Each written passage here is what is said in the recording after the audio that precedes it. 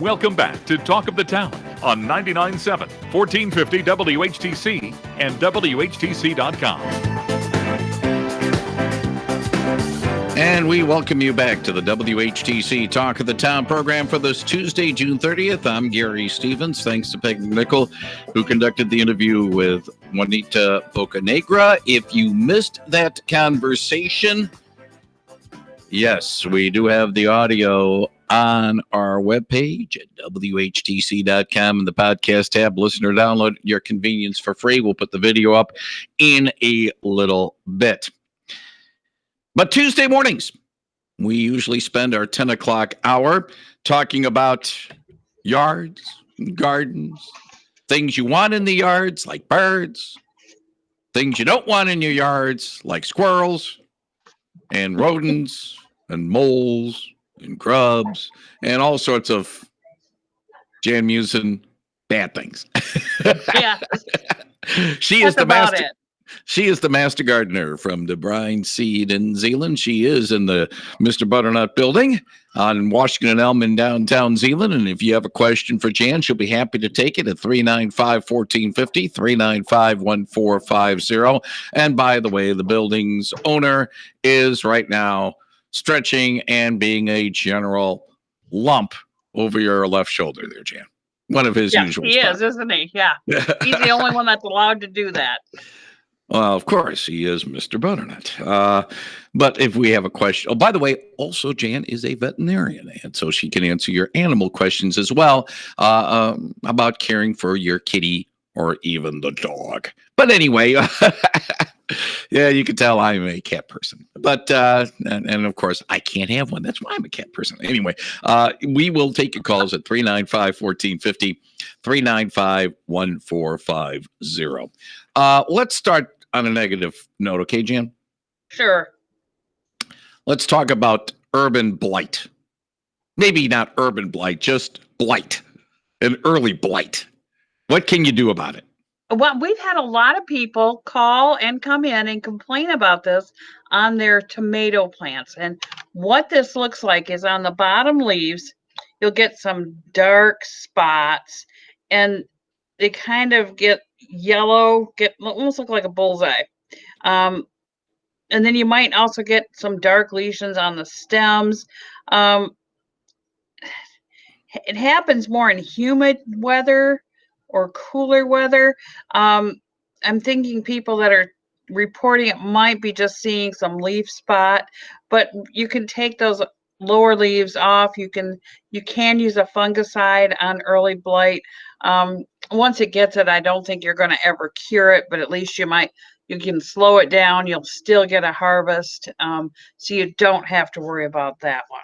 That sounds like just regular urban blight too. You really can't stop it. You can't stop it once it's there. Yes. Let's talk about some other rotten things, like, for example, arachnos. This is a fungal disease. Pardon me, I said arachnos. I should say anthracnose. Anthracnose. Okay. Yes, and it's a disease, again, a fungal disease. Happens when the weather gets very hot and then humid. So be real careful.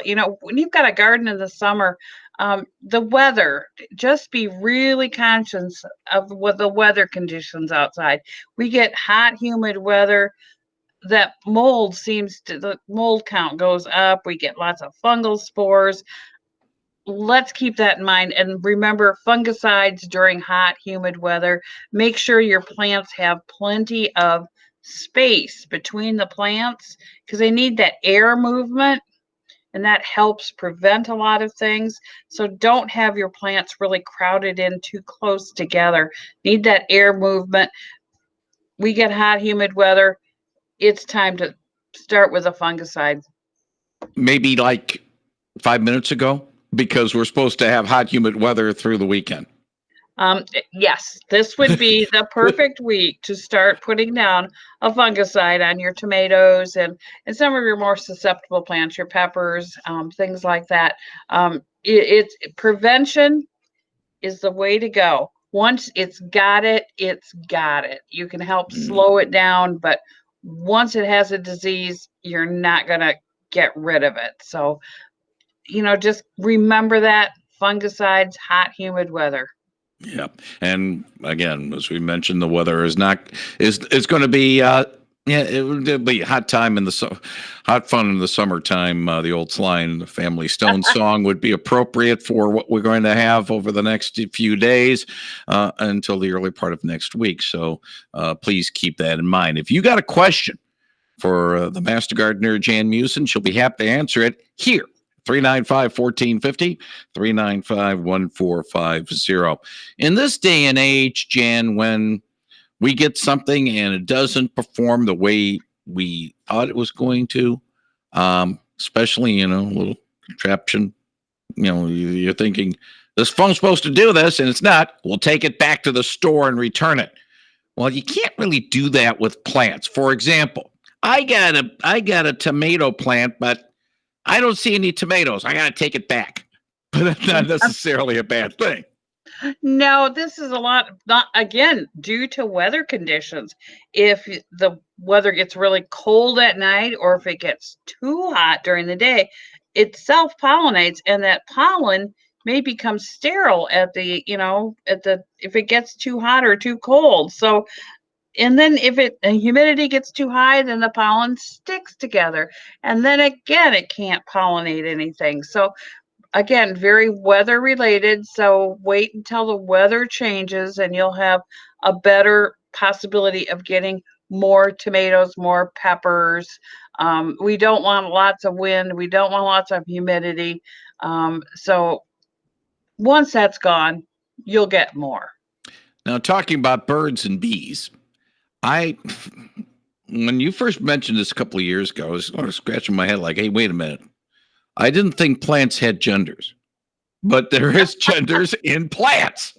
Yes, Tell us there about is. Some are like a tomato or a pepper plant have both the male and female parts to them, so they self-pollinate. Oh. There are others like squash and pumpkins that have male flowers and female flowers, and they depend on those little solitary bees to go from one to another. Oh, so the bees have to do the dirty work. Okay. The bees do the dirty work there, yes. And the reason why I mentioned it is that if you see flowers on some of these that need to have the male, have the bees do the dirty work, see the flowers, you got a boy plant instead of a girl plant. Yeah, the first flowers are always all males. So like on your squash plant, you get all excited, I've got flowers. They're probably, the first week or so is only going to set male flowers. And then all of a sudden you'll get one female flower. So just remember the first week or so is all going to be male. Don't expect any fruit to be set then. Yeah, that's our lesson for the day about the birds and the bees. 395-1450, 395-1450 if you have a question for the Master Gardener, Jan Meeuwsen. What's the old song? Lemon tree, very pretty, and the lemon flower is sweet, but the fruit of that old lemon is impossible to eat. Let's talk about some poisonous plants, the stuff that you got to sort of keep not only the kids away, but the animals away from too. Yeah, there's a lot of them in our backyard, and I've been kind of focusing on them on Saturday to try remind people that there are poisonous plants out there, and they're common enough that you see them all the time, but you don't know they're poisonous. So we need to keep that in track. I want to talk about poison hemlock, which is your featured plant of the week. That is my featured plant of the week, and I know it's kind of a strange plant, but it's one that we have people bring in all summer long. They confuse it with Queen Anne's lace because it's the second year of poison hemlock. It has the beautiful little flower, looks just like Queen Anne's lace. Problem being that sap, the plant, almost every part of that plant is very poisonous. And you've got your children out there collecting flowers and they're grabbing those things. That's not good. So if you see a stalk that's purple, got purple little polka dots and streaks on it, and it's hollow, and it's got the pretty little Queen Anne's lace flower. Poison hemlock, usually found near water, like a creek or whatever. But that is poison hemlock. It is something not to touch. If you're going to get rid of it, again, you're going to need gloves, long pants, long sleeve shirt. You can whack it down and then brush the ends with Roundup. But you need to, cover yourself up. Mask is always good because that's, again, another one like poison ivy. The worst part of it is inhaling it. So let's just kind of keep all of this in mind. We'll be glad to identify it. If you're not quite sure of what it is, bring it in. I think I've got most of the guys here trained to know what poison hemlock looks like. So they can all help you here on that one. Okay, what's the difference between poison hemlock, as you just mentioned, and water hemlock? Is there a difference? There is a slight difference. Water hemlock is probably not quite so poisonous. And water hemlock is actually located in the water. So it's one of those plants that's always got its feet wet by the side of the stream. And usually kids aren't over there picking those flowers that much. So I'm usually not too worried about that one, but I am the poison hemlock. That'll be further up on the bank where the kids can get at them. Good morning. You're on the line with the master gardener, Jan Meeuwsen. Good morning, Jan. Good morning. I have a red maple on my side yard, and it's kind of a medium size. It isn't very old, but a lot of the branches are in a small on the bottom coming out, and I think it would look so much more beautiful if I could trim those little branches off and make the leaves higher in the tree. Can I do that right now?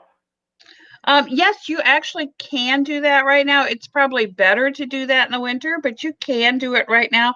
Remember, no more than 1/3 of the tree at any time. Okay, because my handyman's coming over to clear up some dead branches on some of my trees, and Okay, I thought it would look so much nicer. I have one across the street in the neighbor's yard. It's huge, but there's no branches way down on the trunk, and mine move way down on the trunk, and I think it would look a lot more gorgeous if I just could take those off. Yeah, you can take those off. That will be fine. Okay, because I didn't want to damage the tree since it's so hot. Yeah. Well, yeah, you don't want to do this really right, when it's right at 2:00 is the hottest time of the day, or 3:00. Don't want to do it then, but you do want to do it when it's a little coming cooler. About 11. So okay, have him go do it right away. And that side gets the most water. That tree gets a lot of water because that's where my garden is, and I'm always have the sprinklers on that side early in the morning. So. Yep. Yeah. So have him do it right when he gets there. Yeah. Okay. Thank you. Thank you very much for the call. 395-1450, 395-1450. Jan, I got to do this because the caller mentioned this word huge. And we just gave Bill Simonson his his money because he has the service mark for the term huge. At least that's I was told by our legal department. So anyway, okay, give him his quarters, or maybe 50 cents now. It's gone up a little bit more. What's the old thing? Anyway, 395-1450. If you have a question for the master gardener, Jan Meeuwsen. Now, there's one more thing I want to mention about poisonous plants, and then we'll take our break. And but before we do that, Patty? Did you know that lily plants are very poisonous to cats? Yes, they are. Thank you for reminding me. All parts of it, even the stamen, the dust, anything, all of it is poisonous. Yes. Yeah, keep them away. I got a call, and then I want to talk about yew. YEW, and why that's a poisonous plant as well, or I thought it was a tree. Anyway, good morning. You're on the line with the master gardener, Jan Meeuwsen. Hey, good morning, Jan. Got a question for you. In our flower bed every year, we get a little weed, and it looks like little tiny tufts of grass. I don't know if I need to bring it in to identify it, but I've used Roundup at the end of last year to kill it. I used Roundup again in the spring, and then I used like 2 doses of Preen, and this stuff just keeps showing up again in my flower bed. I don't know what it is or how to get rid of it. Bring it on in and let me take a look at it, and I'll be glad to identify it for you. Okay, that's what I'll do. Thank you so much. Okay, Appreciate the call. 395-1450, 395-1450. Of course, you can take in your plants and have it identified by Jan and the staff at DeBruyn Seed on Washington and Elm in downtown Zeeland. I thought it was a tree. The old yew tree. But yeah, it can be a tree or a great big shrub. We have them. They're in front yards everywhere. I don't usually worry about them too much around children because they usually don't sit there and go over to a bush and start eating them. But I am worried about it if you have more livestock. Actually, I remember in school, cows you can tell what they died from because they will still have the yew in their mouth. It's that poisonous. So just remember, there's no nibbling on your yew plants in the lawn. Yeah, the evidence will not be leaving. Yeah. You don't need to be a Sherlock Holmes to figure out who killed the cow. Who killed the cow? You will know instantly. Yes. Good morning. You are on the line with the Master Gardener, Jane Meeuwsen. Hey, good morning. Is the good doctor, does she have her mask on, for one thing? So the other question is, I'm wondering, the canna bulbs, when they bloom, the flower comes out and then the petals fall off and you get those like seed pods. Do you cut those off or do you leave them on? Basically, you cut them off because otherwise they will, the plant will spend too much energy going to them rather than going back down to the bulb. Okay. You can try plant one of the seeds or a couple of the seeds. It's kind of funky. I think it's called the true one of the plant, but it's kind of fun to watch grow. Oh, they'll grow, really? Okay. They should, yeah. Okay. And I'll just give you a update on the weather here in Olive Center. It's a beautiful breeze, and we had a 1/4 inch of a downpour for a little bit. So we're thankful for that. Yes, and, we are. Thankful for Jan Meeuwsen that can guide us. All right? Well, thank you very much. Thank you for the call. 395-1450, 395-1450. Now, let's put it this way. Mr. Butternut can do certain things, but let's not try to get Jan to start acting like Mr. Butternut, being conceited and everything like that. We certainly don't want that. No. Yeah. Well, and by the way, I'm going to try to pull that little drop that CBS just did with Carl Reiner doing the obit on him when he was line he had from Dick Van Dyke Show. Where's the adoration? Yes. I'm going to need to throw that on every once in a while when things go a little bit rough, Anyway, let's speaking about little drops. Time now for our entertainment segment, better known as our award category. Some of the problems that Jan has noted from people stopping at DeBruyn Seed at Washington and Elm in downtown Zeeland, and she is be happy to relay some of the common problems that have been highlighted over the past week. Our tree problem of the week is another repeat winner, and hands are on top of her head about this maple leaves problem. It has, we keep getting these things in. Yes, your maple tree's got a disease called anthracnose. It got it in the spring in May when we had, it's hard to believe, we had that whole week of freezing temperatures at night. The buds were coming out on the tree at that point in time, and it got anthracnose. It's already got it. Can't do anything about it right now, except for rake up all the leaves, as many as you can, and get rid of them. It's just a pain, I know, but they've got fungal spores on them. We really want to get those out of there. The tree does do what's called a second flush of leaves. It will send out more leaves, so don't worry, it won't be bare naked for the rest of the summer. It will send out more leaves. So don't worry about it. It won't kill your healthy tree. If it's a very small tree and got it, I would make sure I kept it fertilized and watered during the summer. But on a big, healthy tree, I wouldn't worry about it at all. Now, the insect of the week is the Asiatic garden beetle. I mean, wait a minute. We've had we get the stink bugs. Problem that's going to come up a little bit later. This is not the same. Is this the same one? No. This is a small little beetle. It's maybe a ½ inch long. It's kind of a reddish brown color. You never see it eat it because it eats at night. But you'll go out in the morning and your geranium will be down to just a stem. They'll eat that much that quickly. They just really devastate a garden. You really need to keep an eye out for them. If you see some damage, dig around the dirt around the base of the plants. You should see them down there. They got imported. They first showed up in the cemetery here in Zeeland about 10 years ago. And we noticed that the plants were looking bad. So we had Dr. Smitley from MSU come, and he identified them for us. And it was the first time they were spotted in the state, was in the Zeeland cemetery. And we just watched as they just kind of spread all over the place. And I think they're everywhere now. We do good at carrying them around. The Bayer season-long grub control, put it down in July. It will prevent their eggs that they're going to lay in just a little bit from hatching into those things next year. They do a lot of damage to your lawn and plants, so we desperately need to get rid of them. You can kill them now also. That you can use an insecticide.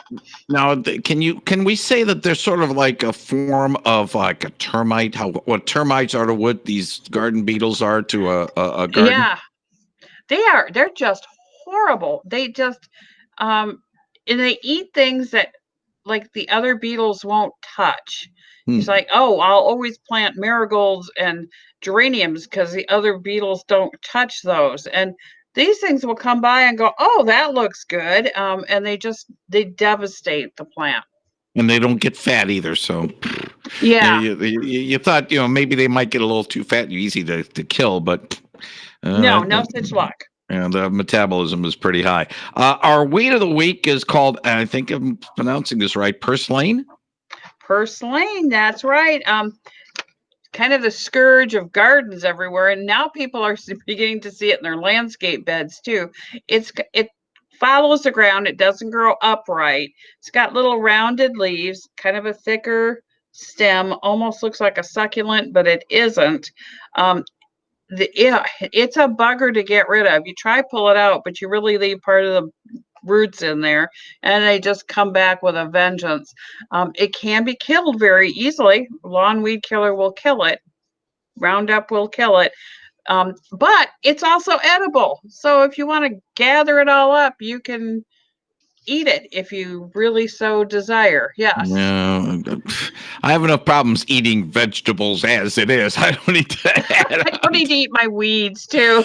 Be a kind of a weedy thing, but easy to pull out, which sometimes can be an issue when we're talking about weeds because you think you've got it and all of a sudden they're real deep in there and they come right back up. It just comes back again. Yeah. So it's one of those things. I remember when we were little, my brother and sister and I had to take care of the kitchen garden, and this thing was always in there. And I remember my dad heard from another guy that, hey, that's edible. So my poor mom had to try make something. She sauteed it. She put it with onions and bacon. She tried it in a salad. We hated it. So no, good idea. I mean, yeah.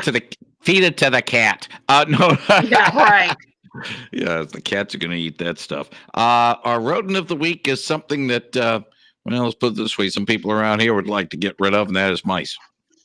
Yeah, all of a sudden, mice are the big thing. The Rodent Cafe here at DeBruyn's is open for service. There's no social distancing on the shelf there. You can pick whatever you want off there. But yes, mice, for some strange reason, really having a problem with them in garages and barns right now. So maybe they're seeking out someplace that's cooler rather than the hot outdoors, I'm not quite sure. But we do have the rodent stopper spray to keep them out. Spray it around. I spray it around my garage all the time. And we do have traps. We do have poisons. So we've got the Rodent Cafe has everything in it that you might possibly need for these little guys. Mollusk of the week is an old friend. Well, let's just say we use the word friend liberally, but old. We've talked about it before. Slugs. Slugs again.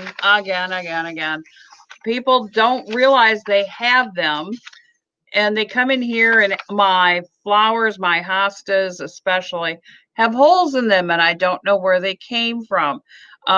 Happening at night, and you get holes all over them, it's probably slugs. Now, you can go out at night and just pull them all off, hand pull them. That gets pretty tedious. They're not terribly big. You can put out the saucer of beer. They do love beer. They come to it, especially stale beer. They really love it. Love that smell of that yeast. You can put that out, or you can put just a slug bait around your plants. They'll eat it and die. Make sure you get the ones that are children and pet friendly. There's a very good one out there that children and pet friendly.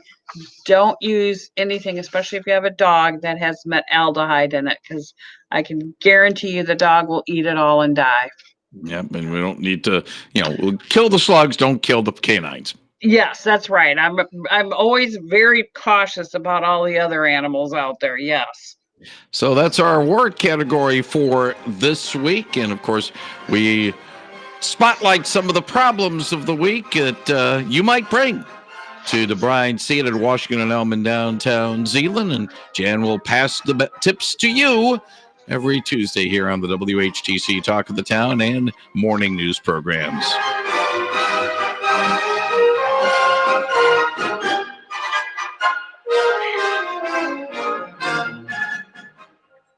Jan, I do want to bring this up because the hot and humid weather gets a lot of people thinking about the scourge of the second half of summer that might come a little early because we've had some wet conditions and we have some ripe conditions now for skeeters. Yes, of course. And I'm assuming that because we didn't have a very cold winter, they're going to be out there in force. And I've had a couple of nights by my house where it's been a little iffy too. So there are things you can spray in your yard. Doesn't give you a good long thing, but if you want to be back there, for a specific event, it will work fine for that. There are the mosquito dunks that you put in any body of water to prevent the mosquito larvae from hatching. And there's also the Spartan mosquito eradicator or eliminator. I can't remember what it really says on there. Hang it, you fill it with water, hang it up in a tree away from where you want to be. Don't put it too close because it will attract mosquitoes to it. It'll attract mosquitoes and they'll die. Lasts up to 3 months, and it will cover up to an acre of land. So the 2 mosquito eradicators that come in the package will cover up to an acre of land. So you're pretty much covered. So you can be around your house, spend some time in your garden without having the mosquitoes. And we have to remember West Nile disease is probably out there again, and the equine Eastern equine encephalitis. That will probably be back again this year. So, and hopefully not as late as last year when we had issues in September and October with all these homecoming games having to be moved up because of Triple E. Yes, we don't need to have that. So, put one up. Let's get those mosquitoes away from where you want to be so you can spend some time outdoors. It's too nice not to spend time outdoors, and we don't need to be scared that we're going to catch some horrible we've got enough problems with COVID. We don't need to worry about mosquito bites too. One more call and then we'll button up the program. Good morning. You're the last caller for the Master Gardener, Jane Meeuwsen, today. Yes, not a question. I just want to tell her that anybody wants to catch those Oh, Barry. Oh, and the tracks I got from you for the chipmunks, it's popcorn, popcorn, popcorn. They love it. All right. Great way to get them. Okay, just want to let you know. Thank you. I appreciate the call. Thank you. 395-1450. I didn't realize Alvin, Simon, and Theodore liked popcorn. Love popped popcorn. Make sure you pop it for them. No salt or anything, but popped popcorn. They love it. Oh, so you got to do the work. Okay. Yeah. Or maybe, ask the people over at the Wesco, we got the stale popcorn that nobody wants. I'll take it. And feed it to the chipmunks. Would love that. Yes. Stale popcorn, stale beer. Hey, that takes care of a couple of problems right there. Jan Meeuwsen joins us every Tuesday morning. Garden party around 8:35. And the Yard and Garden Hour around 10. And, of course, the Jan Meeuwsen Garden Show at 11 o'clock Saturday mornings, all courtesy of our friends at the DeBruyn seat on Washington and Elm in downtown Zeeland. That's where you can talk to her during the rest of the week. Jan, as always, thank you very much for your expertise and putting up with our weird sense of humor. And look forward to chatting with you again next Tuesday. Have a safe weekend. Oh, you too. It's always very enjoyable here. All right. Thank you very much. That is the Master Gardener, Jan Meeuwsen, on 99.7 and 1450 WHTC. CBS News is next on the hour.